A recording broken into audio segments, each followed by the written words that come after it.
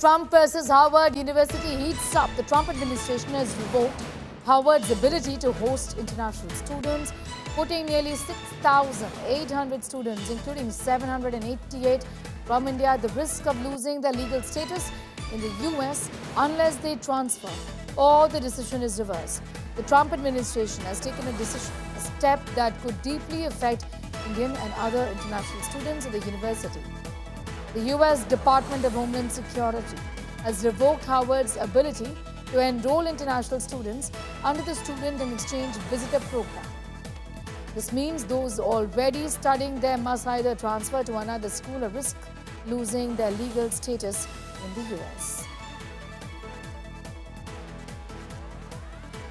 It's a development we're reporting on from the US, which could worry many students, including Indian students. Harvard University has spoken about this as well. We'll be going across to Geeta Mohan for more on that. In fact, Pranay Upadhyay is with us for the very latest. Geeta Mohan, I beg your pardon, is with us for the very latest on that. Geeta, Foreign Affairs Editor, joining this morning. Geeta, put this into perspective. This has got to do with security concerns and also concerns about a certain section of students who have been raising slogans within the university, I think. What is the reason particularly behind it? And tell us, how can Harvard, or rather what can Harvard do about this? Well, Harvard can certainly go to court, but this is Trump administration upping the ante.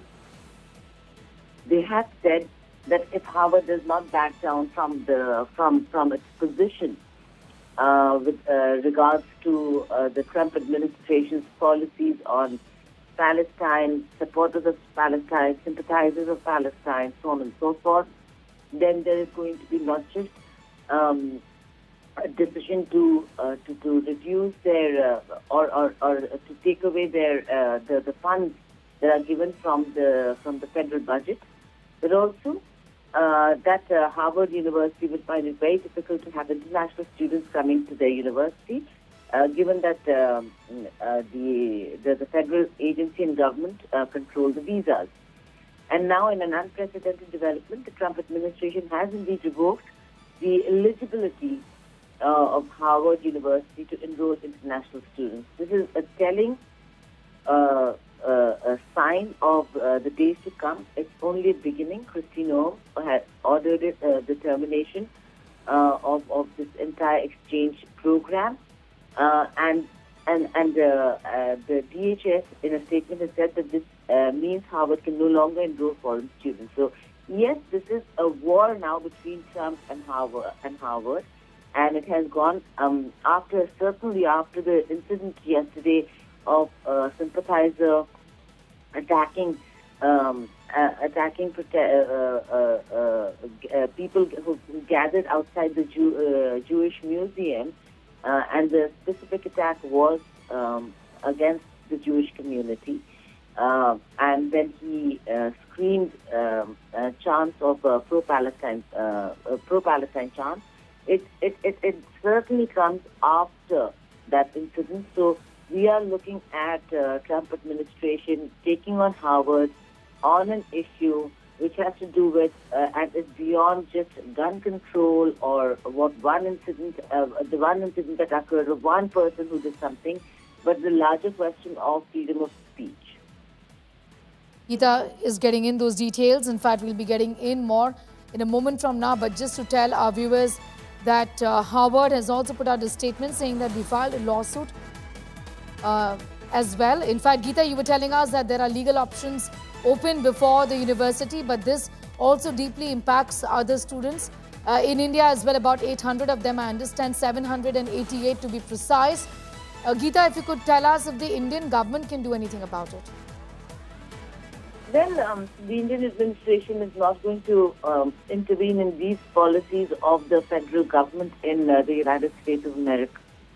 There are other universities that children can apply. Yes, they are going to look at concerns, but the Indian administration has been very clear that protests, agitations, and concerns regarding the same are internal to a particular country, as is the case with India. And so a third country cannot intervene and should not intervene. But interestingly, Sneha, the agency has also come out and said that many of these agitators are foreign students, and Harvard's leadership further facilitated and engaged, coordinated with the the Chinese Communist Party. So they have linked this entire decision also to CCP and to China, because Harvard hosted and trained members of CCP, and the administration is holding Harvard accountable for fostering violence, anti-Semitism, and coordinating with Chinese Communist Party on its campus. That's a statement coming in from none other than Secretary Noam herself. All right, we have more news coming in. The U.S. says Harvard accountable for fostering violence. Harvard accountable for anti-Semitism. Harvard had opportunity to do the right thing. This is a statement that is coming. This administration is holding Harvard accountable for fostering violence, anti-Semitism, and coordinating with the Chinese Communist Party on its campus. It's a privilege, not a right, for universities to enroll foreign students and benefit from their higher tuition payments to help out their multi-billion-dollar endowments. Harvard had plenty of opportunity to do the right thing. It refused. They've lost their student and exchange visitor program certification as a result of their failure to adhere to the law.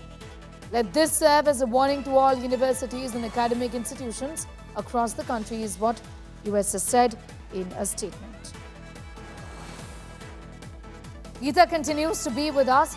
Geeta, this is a very stern and, stern and firm message from the administration there, that you had ample of opportunities given the situations that we found ourselves in, and given the manner in which protests have been organized in days and weeks, that we have seen in the last few days and weeks.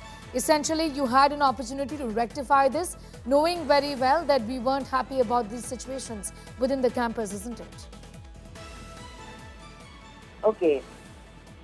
This is certainly a very, very important decision that has come from Trump. It is going to affect and impact international students who look to going to America to study in universities, and very specifically universities such as Harvard, Yale, and Stanford. To begin with, Harvard is the only one that has taken on Trump administration. And we will have to wait and see whether if this decision of the Trump administration stands in court, because Harvard certainly will be taking this matter to court, and we have to wait and see whether if it stands in court. There have been certain cases which the court has quashed, and so again, Sneha, one has to wait and see whether if Harvard is able to take it to court, and how long can it continue fighting, because it's a very expensive affair. How long can it continue fighting a federal government, and that to the government of the United States of America? So for now, it is a very important decision, but a significant one, but one that is going to impact international students and Harvard University as well. So who's going to blink first in this entire issue of freedom of speech, allowing protests, or voicing this dissent? And that voicing of dissent does not amount to anti-Semitism or anti-nationalism or any anti-American-like thing. All right, Geeta, getting in those details at this point, big question is what is going to happen to all the students, including 788 Indian students right now. That's in fact, there would be, of course, a sense of uncertainty for just so many Indian and other foreign students, with the Trump administration here revoking Harvard University's right to admit international students.